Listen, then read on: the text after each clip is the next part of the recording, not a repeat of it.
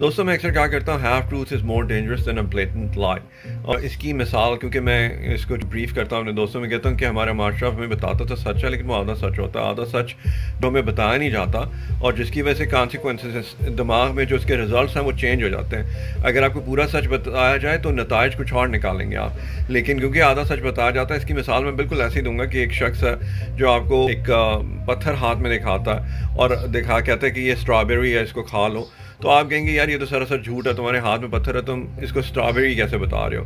تو یہ نہیں کہ اس جھوٹ سے آپ کو اتنا نقصان نہیں ہوگا کیونکہ آلریڈی واضح ہے کہ یہ جھوٹ ہے. لیکن ایک دوسری طرف ایک شخص آپ کو اسٹرابیری دکھاتا ہے اور آدھا سچ بتاتا ہے کہ اسٹرابیری ہے, اس کو کھا لو, اور آپ اس کو کھا لیتے ہیں اور آپ کو اس کو نقصان ہو اس لیے جاتا ہے کہ وہ باقی کا آدھا سچ آپ کو نہیں بتاتا کہ اسٹرابیری زہر آلود ہوتی ہے یا وہ کوئی وہ کیا کہتے ہیں آپ کی جو پوائزن بیری ہوتی ہیں اس طرح کی کوئی چیز ہے. لیکن آپ کو یہ نہیں بتایا جاتا, آپ اس کو کھا لیتے ہیں اور اس کا نقصان زیادہ ہوتا ہے کیونکہ وہ آدھا سچ آپ کو بتایا گیا. اس کی ایک مثال اور بھی اس طرح سے لی جا سکتی ہے. ایک شخص کسی دوسرے شخص کو قتل کرتا, وہ جب کورٹ میں کیس جاتا تو اس کی سزائے موت ہو سکتی ہے, ڈیتھ سینٹنس مل سکتا ہے اس کو.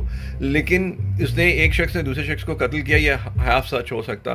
اور ادر ہاف آف سچ یہ بھی ہو سکتا کہ اس شخص نے جس شخص کو قتل کیا, قاتل نے اپنے ہو سکتا ہے سیلف ڈیفense میں کسی شخص کو مارا ہو, اور اگر جج کو یہ بات پتہ چل جائے کہ اس نے اپنے سیلف ڈیفenس میں مارا تو اس کے کانسیکوینسز بالکل ڈفرینٹ ہو جائیں گے, وہ باعزت بری ہو سکتا.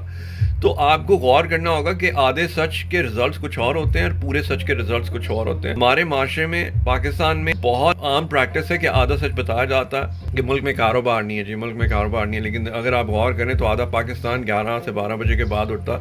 تو جب آپ کو یہ سمجھ میں آئے گی کہ ملک میں کاروبار نہیں ہے تو اس کے آپ کو پورے سچ سے آگاہ کیا جائے, واضح کیا جائے, تو آپ کو سمجھ میں آئے گی کہ یہ صرف یعنی کہ آپ کے ملک کا پرابلم نہیں ہے کہ کاروبار نہیں ہے, یا آپ کا پرسنل انڈیویجول ایشو بھی ہے کہ آپ خود آپ کی کام جلدی نہیں اٹھتی. تو پھر ایسے معاملات ہوتے ہیں. اپنا خیال رکھیے گا, دعا میں یاد رکھیے گا. السلام علیکم.